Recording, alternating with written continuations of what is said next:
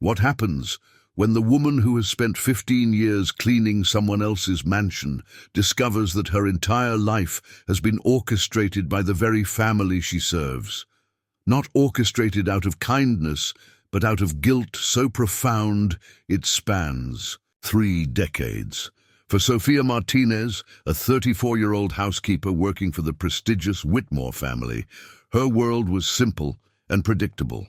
She cleaned their marble floors, polished their crystal chandeliers, and remained invisible to everyone except old Mrs. Eleanor Whitmore, who treated her with unusual kindness.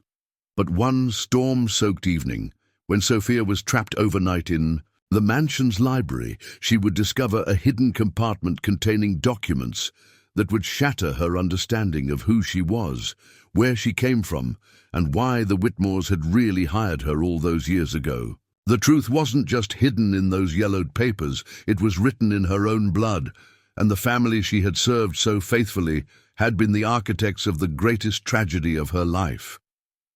The Whitmore mansion stood like a fortress of old, money against the Connecticut skyline, its Gothic windows gleaming in the afternoon sun. For 15 years, Sofia Martinez had walked through its imposing front gates at 6 a.m. sharp, her worn leather bag slung over her shoulder, her keys jangling softly in the morning quiet.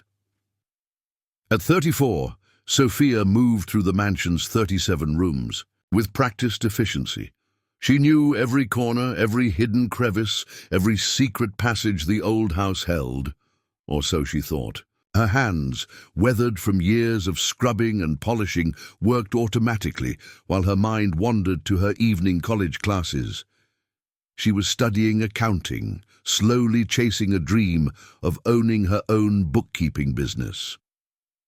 The Whitmores were her only family now, in the distant way that employers become family to those who spend more time in their houses than their own apartments. Richard Whitmore, 67, was a cold, imperious man who had made his fortune in real estate development. His wife, Margaret, 62, was a social butterfly who saw Sofia as part of the furniture. Their son, James, 35, was equally dismissive, treating Sofia as if she were a particularly useful appliance. But Eleanor Whitmore was different. At 89, the family matriarch was confined to a wheelchair after a stroke 5 years earlier, but her mind remained sharp as a razor. She was the only one who spoke to Sofia as a person rather than a servant, asking about her classes, remembering her birthday, insisting she take breaks to eat properly. "Sofia, mija," Eleanor would say in her trembling voice, using the Spanish endearment that always made Sofia's heart warm. "You work too hard. Sit with me a moment." Those conversations were the brightest part of Sofia's days. Eleanor would tell stories about the mansion's history, about the parties that once filled its halls, about the children who had run through its gardens. Sometimes Sofia caught Eleanor watching her with a strange expression, sad and guilty, and searching, as if she were trying to solve a puzzle written on Sofia's face. This particular evening, November had descended on Connecticut with unusual fury. Rain lashed against the mansion's windows, and the wind howled through the old bones of the house. Sofia had stayed late to help Eleanor with her dinner, and now found herself trapped by the storm. "You can't drive in this weather, mija," Eleanor said firmly from her wheelchair beside the library fireplace. "The guest room on the 3rd floor is made up. Stay the night," Sofia protested, but half-heartedly.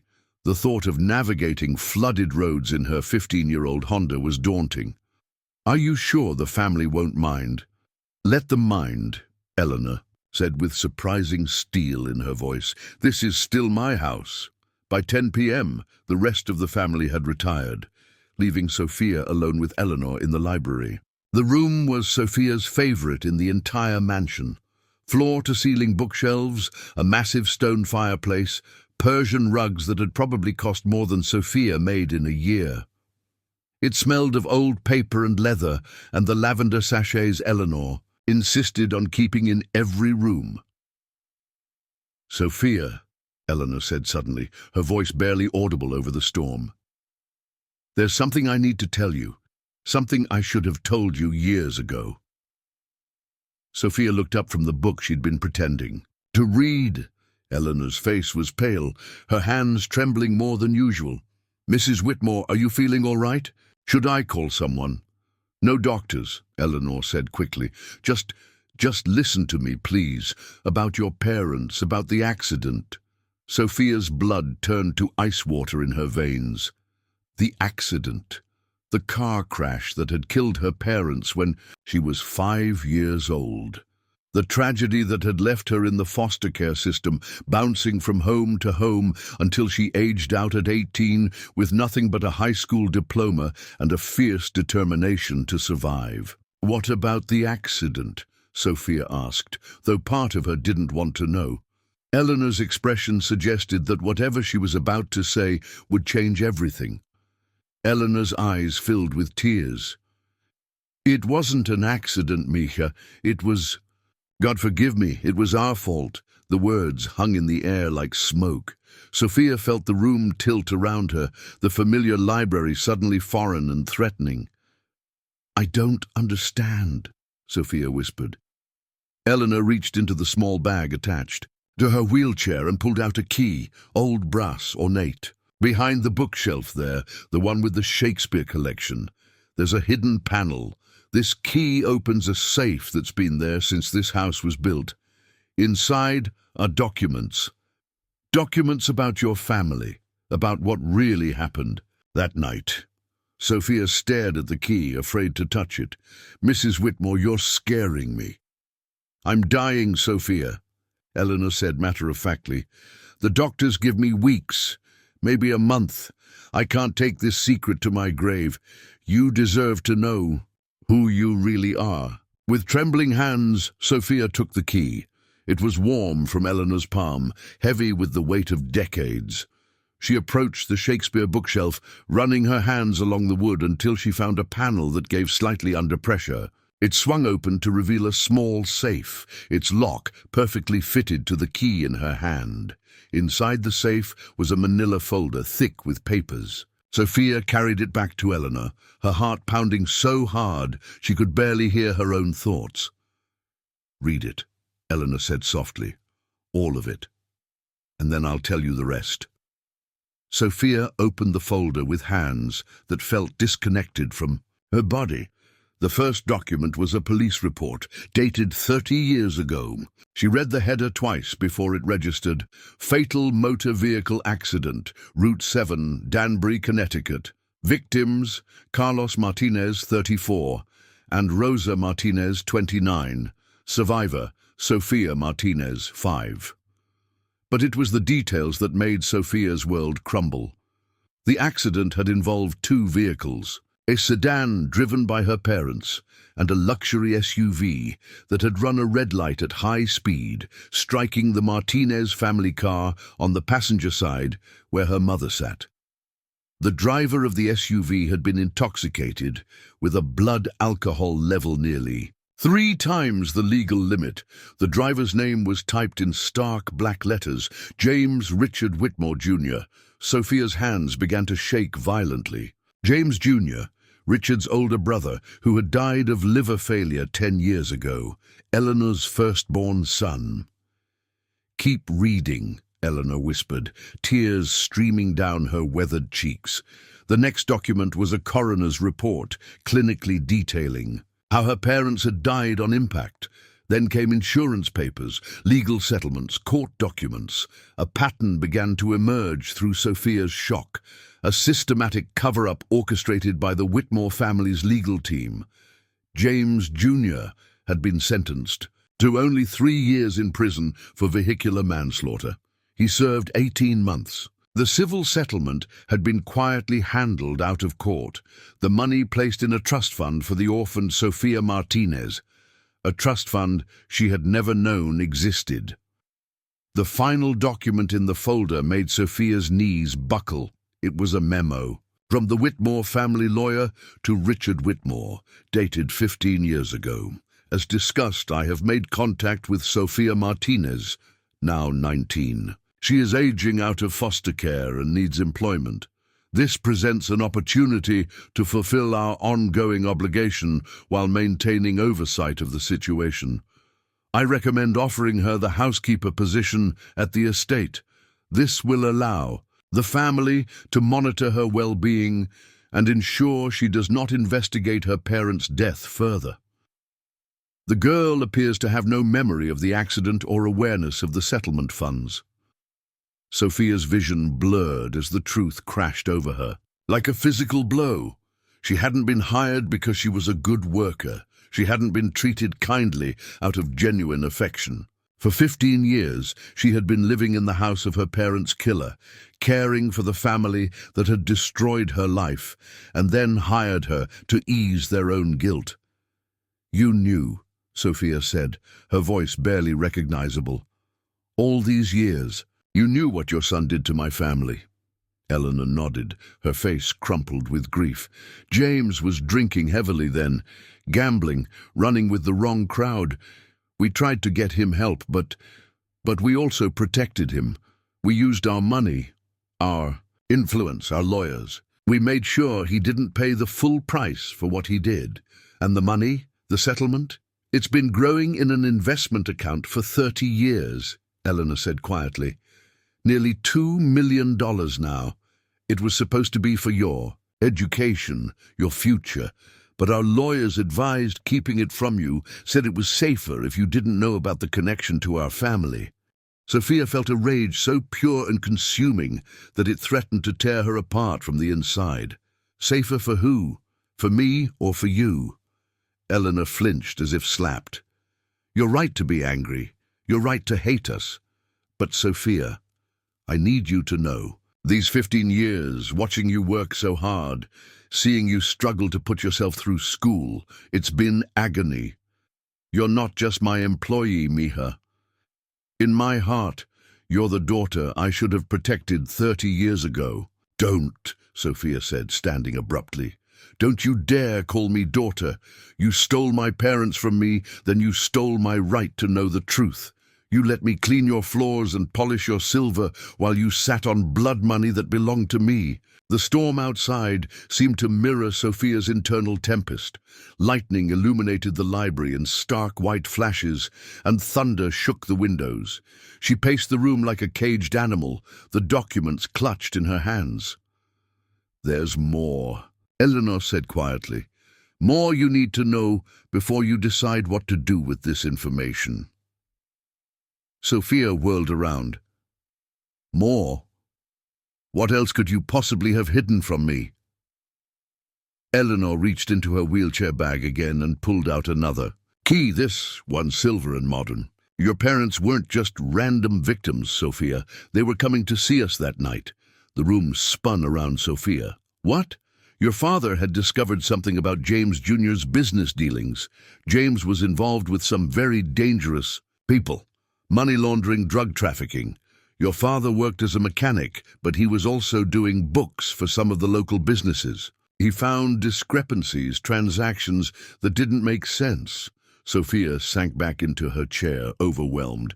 "He was going to expose him. He called the house that afternoon, said he needed to speak with Richard urgently, said it was about James and that people's lives were in danger." Eleanor's voice broke. "We think James found out about the meeting, the accident. Maybe it wasn't just drunk driving. Maybe it was intentional." The implications hit Sofia like a physical blow. Not only had the Whitmores covered up the death of her parents, but her parents might have been murdered to protect the family's criminal enterprise. "You think your son killed my parents on purpose?" Sofia asked, her voice deadly quiet. "I don't know," Eleanor admitted. "James Jr. died claiming it was just an accident, that he was too drunk to remember clearly. But there were always inconsistencies in his story. And after your parents died, the investigation into his business activities mysteriously stopped." Sofia stared at the silver key in Eleanor's palm. "What does this open?" "A safety deposit box. James Jr.'s personal papers, documents he kept. Hidden even from us. I've never opened it. I was too afraid of what I might find. But if you want the complete truth about what happened that night, it might be in there." Sofia took the key, feeling its cold weight. Around them, the storm raged with increasing fury, as if nature itself was responding to the terrible secrets being unearthed in the library. "Why are you telling me this now?" Sofia asked. "After all these years, why now?" Eleanor's eyes were infinitely sad. "Because I'm dying, and because you deserve better than the lies we've built your life on. Because maybe, if you know the truth, you can finally have the justice my family has stolen from you." Sofia looked down at the documents in her lap, at the keys in her hands, at the woman she had cared for and trusted, who had just confessed to orchestrating the greatest deception of her life.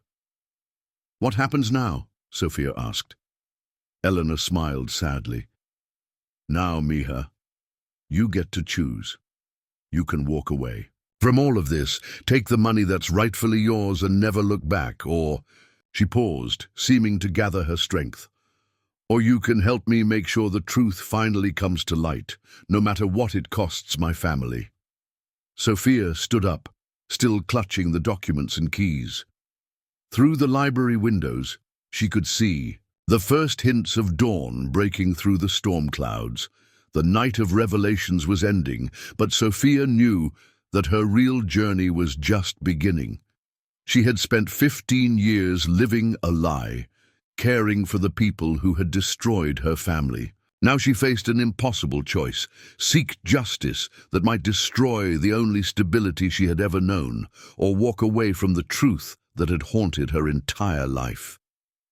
As the morning light crept across the library floor, Sofia Martinez realized that the scared little girl, who had lost everything in a car crash 30 years ago, was gone forever.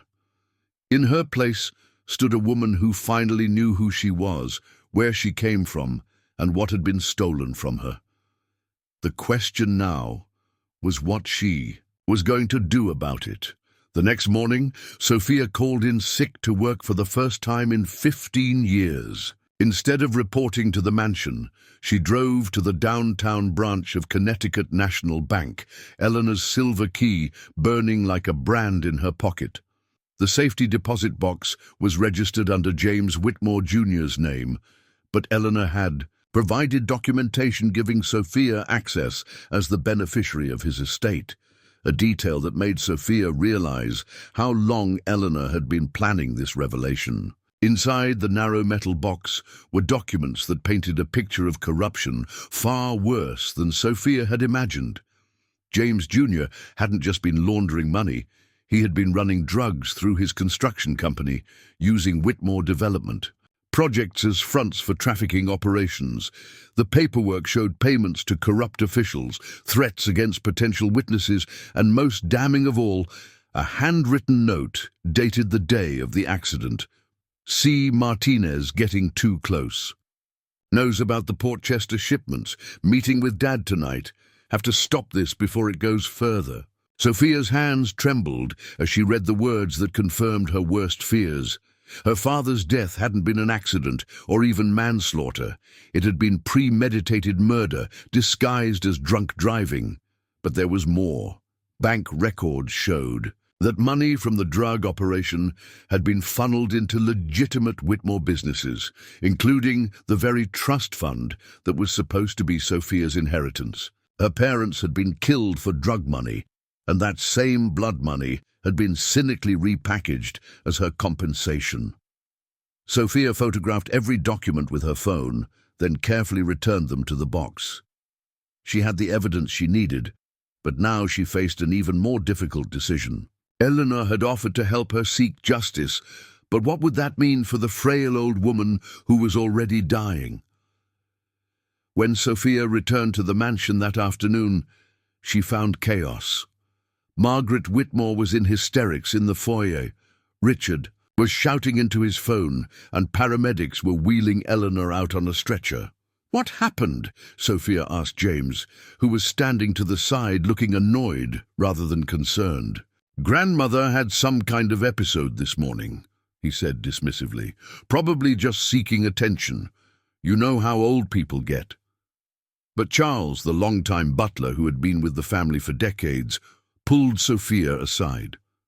"Miss Sophia," he whispered urgently, "Mrs. Eleanor was asking for you. She said to tell you that the wolves are circling and you need to be careful." Sophia's blood ran cold.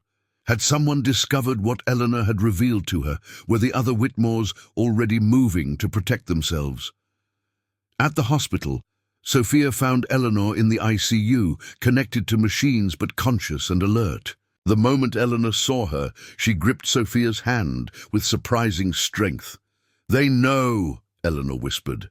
"Richard found the safe open this morning. He knows I gave you the documents." "What does that mean?" Sophia asked, though she was afraid. She already knew. "It means they'll try to discredit you, maybe even hurt you, before you can use what you've learned," Eleanor said. "Richard wasn't involved in the original crime, but he helped cover it up. If the truth comes out, it will destroy the family's reputation and probably land him in prison." As if summoned by their conversation, Richard Whitmore appeared in the doorway. At 67, he was still an imposing man, tall and silver-haired, with the kind of cold authority that came from a lifetime of wealth and power. "Sophia," he said, his voice deceptively calm, "I think we need to talk." Eleanor squeezed Sophia's hand tighter. "Don't go anywhere alone with him," she whispered. But Richard had already stepped into the room, and behind him was a man Sophia didn't recognize. Tall, broad-shouldered, with the kind of professional demeanor that suggested security or law enforcement. "Mrs. Martinez," Richard said. "This is Detective Morrison from the State Police. He's investigating some irregularities in my mother's finances. It seems someone has been accessing accounts and documents without authorization." Sophia felt her heart stop. They were going to frame her for theft, make her look like a disgruntled employee who had stolen from the family that employed her. "Mr. Whitmore," Detective Morrison said, pulling out a notebook, "can you verify that Ms. Martinez had access to your mother's private papers?" "Absolutely not," Richard replied smoothly. "Sophia is just our housekeeper. She would have no reason to access financial documents or family records. If she's done so, it would constitute theft and possibly fraud." Sophia looked at Eleanor, who was struggling to speak through the oxygen mask. Her eyes were desperate, trying to communicate something urgent. "Detective," Sophia said, forcing her voice to remain steady, "I think there's been a misunderstanding. Mrs. Eleanor Whitmore gave me access to those documents herself. She wanted me to know the truth about my parents' death." Morrison's eyebrows rose slightly. "Your parents' death?" Richard stepped forward quickly. "Detective, I'm afraid Sophia has some mental health issues. She's developed an unhealthy obsession with a car accident from 30 years ago, convinced that our family was somehow involved. We've been trying to get her help." The manipulation was masterful. With a few sentences, Richard had painted Sophia as an unstable employee with delusions, making anything she said sound like the ravings of someone who needed psychiatric care rather than police attention. But Sophia had spent 30 years learning to survive, and she wasn't going to be silenced now. "Detective Morrison," she said, reaching into her purse, "I have photographs of documents that prove James Whitmore Jr. murdered my parents in 1993 and that this family covered up the crime. Would you like to see them?" The room went dead silent. Richard's face went ashen, and even Morrison looked surprised by Sophia's directness. "That's impossible," Richard said quickly. "My son died in an accident." "Your son died of liver failure in 2013, Sophia interrupted. "But in 1993, he killed Carlos and Rosa Martinez to prevent them from exposing his drug trafficking operation. And you knew about it. You all knew about it." Morrison looked from Sophia to Richard, clearly sensing that there was more to this situation than a simple case of employee theft. Ms. Martinez, I think I'd like to see those documents. As Sofia pulled out her phone to show Morrison the photographs, Richard made one last desperate play. "Detective," he said urgently, "I want to file charges against this woman for theft, fraud, and extortion. She's clearly trying to shake down my family with wild accusations and fabricated evidence." But Eleanor, who had been struggling with her oxygen mask, finally managed to speak loud enough for everyone to hear. "Richard," she said, her voice weak but clear, "stop lying. She knows everything. We all know everything. And it's time to pay for what we did." The words hung in the air like a confession, and Sofia saw the exact moment when Richard realized that his mother had destroyed any chance of containing the situation. The careful house of cards the Whitmore family had built over 30 years was finally collapsing. Detective Morrison looked at the phone in Sofia's hand, then at Richard's panicked face, then at Eleanor's defiant expression. "I think," he said slowly, "we all need to sit down and have a very long conversation." The investigation that followed would take 8 months and involve multiple law enforcement agencies. Sofia's documents, combined with Eleanor's testimony and a thorough examination of the Whitmore family's financial records, painted a picture of corruption that stretched back decades. James Jr.'s drug operation had been larger and more sophisticated than anyone realized, involving judges, police officials, and construction unions throughout Connecticut. The cover-up of the Martinez murders had been just one piece of a massive criminal enterprise that had continued operating even after James Jr.'s death. Richard Whitmore was arrested on charges of conspiracy, money laundering, and accessory to murder. Margaret and James III were charged as accessories and co-conspirators. The family's assets were frozen pending investigation. But the most difficult part for Sofia wasn't the legal proceedings. It was watching Eleanor fade away in a hospital bed, finally free of the secret that had been killing her for 30 years. "I'm sorry, Mika," Eleanor whispered during one of Sofia's final visits. "I'm sorry we took so much from you, but I'm not sorry you finally know who you are." Eleanor Whitmore died on a Tuesday morning in February, holding Sofia's hand.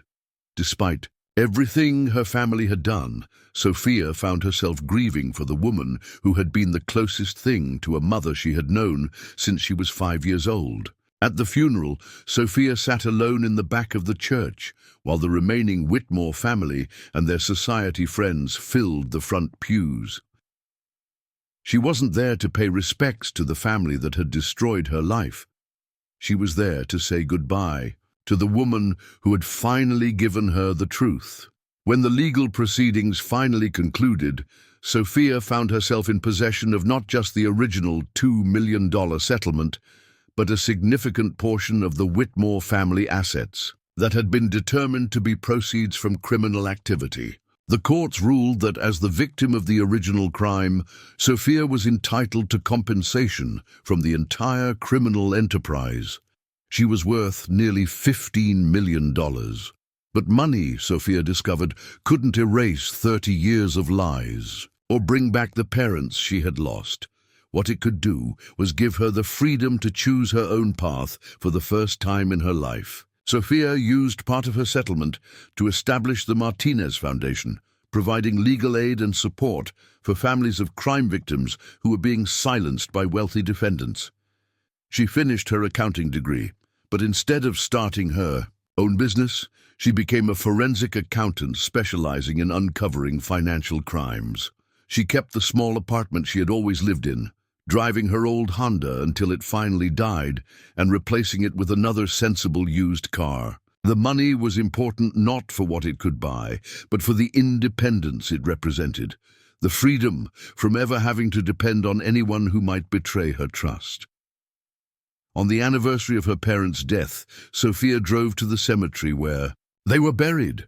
For 30 years, she had visited their graves thinking they had died in a random accident. Now she knew they had died as heroes, trying to protect their community from dangerous criminals.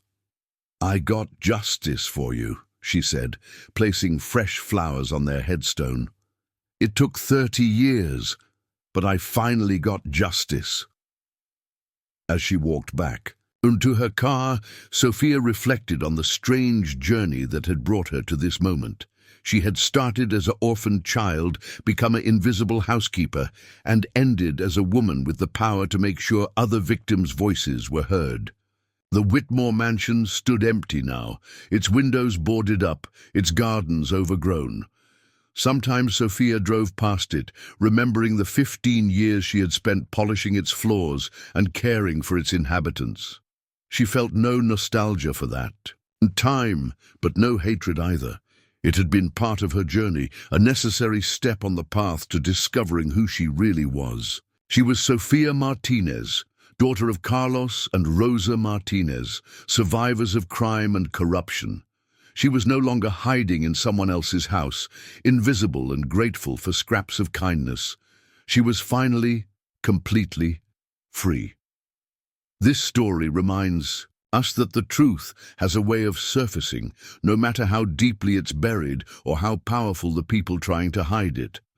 Sofia's journey from servant to survivor shows us that justice may be delayed, but it's never truly denied to those brave enough to seek it. What would you have done in Sofia's place? Would you have been able to forgive Eleanor for her role in the cover-up, or would the betrayal have been too deep? Have you ever discovered that someone you trusted was hiding a devastating secret? Share your thoughts in the comments below. If this story of courage, justice, and the power of truth resonated with you, please hit that like button and share it with friends who believe that everyone deserves to know their real story. Don't forget to subscribe for more incredible real-life dramas that show how ordinary people can achieve extraordinary justice. Thank you for watching, and remember, sometimes the people closest to us are the ones hiding the biggest secrets. But the truth, no matter how painful, is always worth fighting for.